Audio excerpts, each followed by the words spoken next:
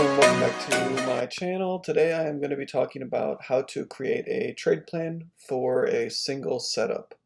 Right, so the idea behind this is that you backtest a setup or you see it every single day through pattern recognition and you just know what's working and what's not depending on the market, bull or bear market. And you just run through charts and you kind of see what's working and then you can backtest those ideas. There's a strategy tester here actually in TradingView, which if I have an affiliate link I will put it down below in the description. So the first thing we're going to do when developing a trade plan is to find our level to risk off of. In other words, you've heard me say our line in the sand. This is where if the trade were to break below or above this level, you would be wrong basically, and the trade would be voided, and you should exit the trade at that moment in time, no questions asked. So in this situation, let's just say this is a chart of Tesla's 30-minute time frame here. Let's just say that we're playing the bounces off of these levels, the purple boxes. Those are my levels, and those are kind of where we're just playing the bounces off of, right? So you can see it's pretty clear it's been in this trend for a while now, since 513 or so. So you determine the line in the sand. And how do I do that? Well, for this particular type of chart, and it's going to vary for each different types of chart, but for this one I would do this prior high, because if it breaks this level right here, it would be breaking trend, and it would, instead of moving sideways, it would be in the process of moving up higher if it's making new relative highs, right? Relative compared to this and this. So relative in terms of, the past 2 months. So that's my level to risk off of. Boom, it would be right here. If I were to be getting short, I would be wanting to get short up in this box, and if you looked here, that would have paid. Or you can do either pivot. Pivot meaning the place where price turned. So here you can see a turn. Right here's a pivot. Right here's a pivot.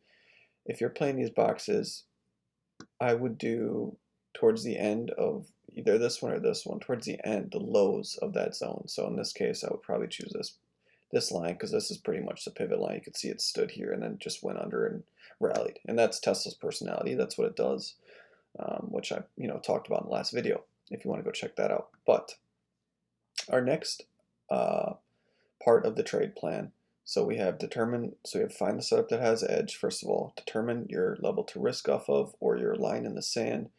The next thing to do is determine area of take profits. In this situation, it's pretty easy. You're just taking profits as it gets into the boxes that you had already pre-drawn as your support and resistance. So it's that simple.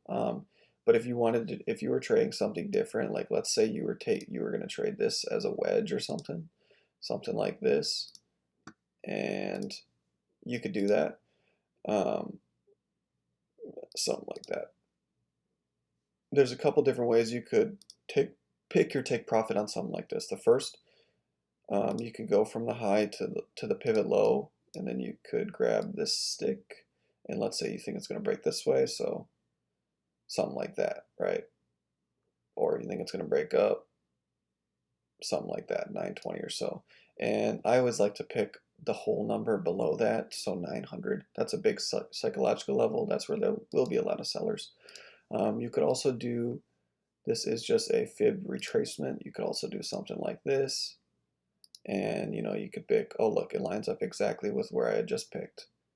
Just pick a level. Most of the time this is the 1618 is, it depends on the stock, but for Tesla that's probably a good one. And that's 900, right?